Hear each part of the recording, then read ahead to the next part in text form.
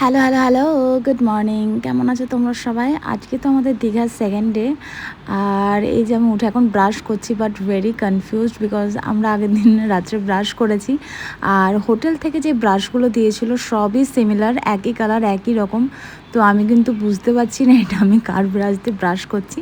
তো যাই হোক, এই যে সকালে উঠে আমি কিন্তু রেডি হয়ে একটুখানি ব্যালকানিতে চলে এসেছিলাম। জাস্ট মানে এটা আমার অভ্যাস, যেটা তোমরা আমার আগের সব ভিডিওতেই দেখেছো। ঘুম থেকে উঠে একটু বাইরের প্রাকৃতিক দৃশ্যটাকে একটু অনুভব করা।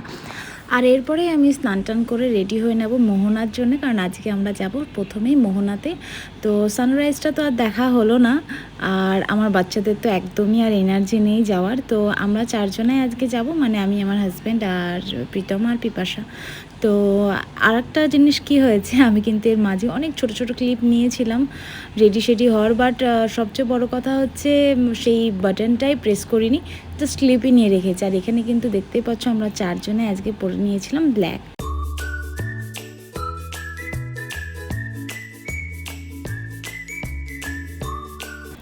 আর তোমরা হয়তো দেখতেই পাচ্ছ যে সারাদিন এত রোদের মধ্যে ঘুরেছি, আর রাত্রেও ঠিকঠাক মতন ঘুম হয়নি, ওই জন্য চোখ মুখগুলো পুরো ফুলে গেছে, কেমনই হয়ে গেছে।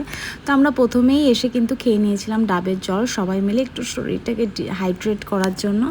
আর তারপরে আমরা চলে গেছিলাম একটু মাছের মার্কেটে, কারণ আজকে আমরা নেব মাছ।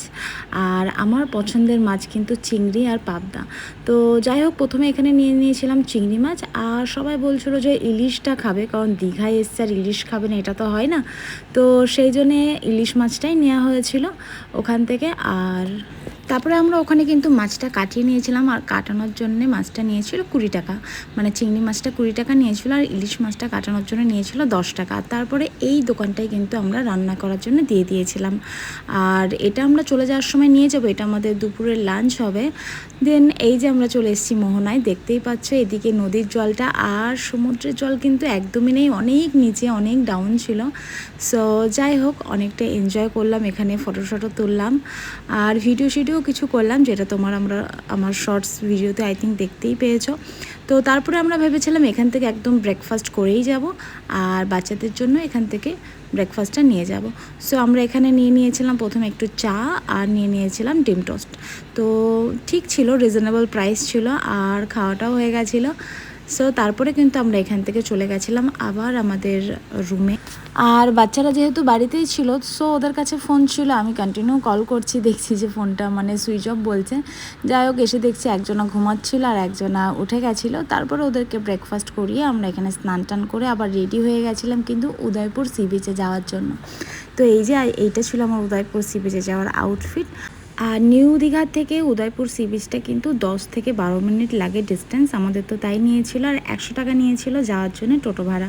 তো ওখানে যে প্রথমেই কিন্তু আমরা খেয়ে নিয়েছিলাম আইসক্রিম, কারণ এত মানে গরমের মধ্যে এই যে ঘোরা হচ্ছে, আর আইসক্রিম আর কোল্ড ড্রিঙ্কসেই মনে হচ্ছে আমাদের দিনটা চলছে। আর এই যে চলে এসেছি আমরা উদয়পুর সি বিচে।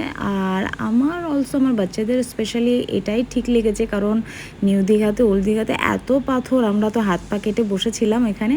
আর এই যে সবাই রেডি হয়ে কিন্তু এখন চলে এসছে। আর আমরা এখানে অর্ডার করে নিয়েছিলাম একটু কাঁকড়া কষা, আর সাথে কিন্তু আমরা ফ্রুটসও নিয়েছিলাম, বাট ফ্রুটস একটা দুটো নেওয়ার পরে ওই প্লেটটাই উড়ে চলে গেছে, মানে এত পরিমাণ ওখানে হাওয়া ছিল। সো আমরা ঠিক আছে, শুধু তাহলে আমরা কাঁকড়া কষাটাই খাই। আর তারপরে আমরা কিন্তু এখানে রাইডিং করেছিলাম সবাই মিলে। আর রাইডে উঠে এত ভয়, এত চিৎকার দিয়েছি, মানে যারা আমাদেরকে নিয়ে গেছে তারা নিজেরাই ভয় পেয়ে গেছে, এমন একটা পরিস্থিতি। সো যাই হোক, ওখানটা ভালোই লাগলো, এনজয় করলাম। আর তারপরে কিন্তু আমরা চলে এসেছিলাম বাড়িতে এসে একটু লাঞ্চ করে নিয়েছিলাম, যেটা তোমাদের আগেই বলেছিলাম, গলদা চিংড়ি আর হচ্ছে এখানে ইলিশ মাছ।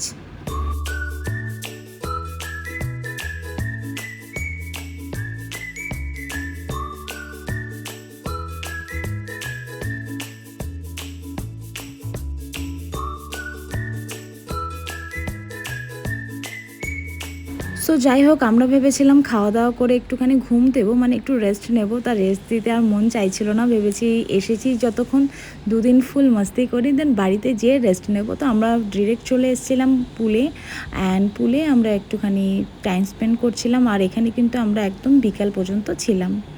আর এরপরেই কিন্তু আমি এই যে রেডি হয়ে নিয়েছি, তোমরা দেখতেই পাচ্ছ, দীঘা জগন্নাথ ধাম মন্দিরে যাওয়ার জন্য। তো আমি এখানে পরে নিয়েছিলাম একটা গোপী ড্রেস, যেটা গুজরাট থেকে আমার হাজব্যান্ডই এনেছিল আমার জন্য। এই গোপী ড্রেস কিন্তু ওরা গরবা যখন হয় ওদের তখন পরে। তো যাই হোক, আর তারপরে এই যে আমরা অনেকটা লাইন দেওয়ার পরে ঢুকেছিলাম মন্দিরে। আর ওই যে তোমাদেরকে আগেই বলেছিলাম, আমি এরকম অনেক ছোট ছোট ক্লিপ নিয়েছিলাম, যেগুলো আমি বাটনটা প্রেস করতেই ভুলে গেছি, জাস্ট ফোনটা নিয়ে ঘোরাঘুরি করেছি। ওটা পরে বুঝলাম যে ওই বাটনটা আমি প্রেস করিনি বলে আমার ভিডিওগুলো ফোনে ক্যাপচারই করতে পারিনি। তো যাই হোক, এই যে আমরা আবার চলে এসেছি আর এখন দেব ঘুম। তো পরে আবার কোনো নতুন ভিডিওতে তোমাদের সঙ্গে আসবো, ততক্ষণের জন্য টাটা।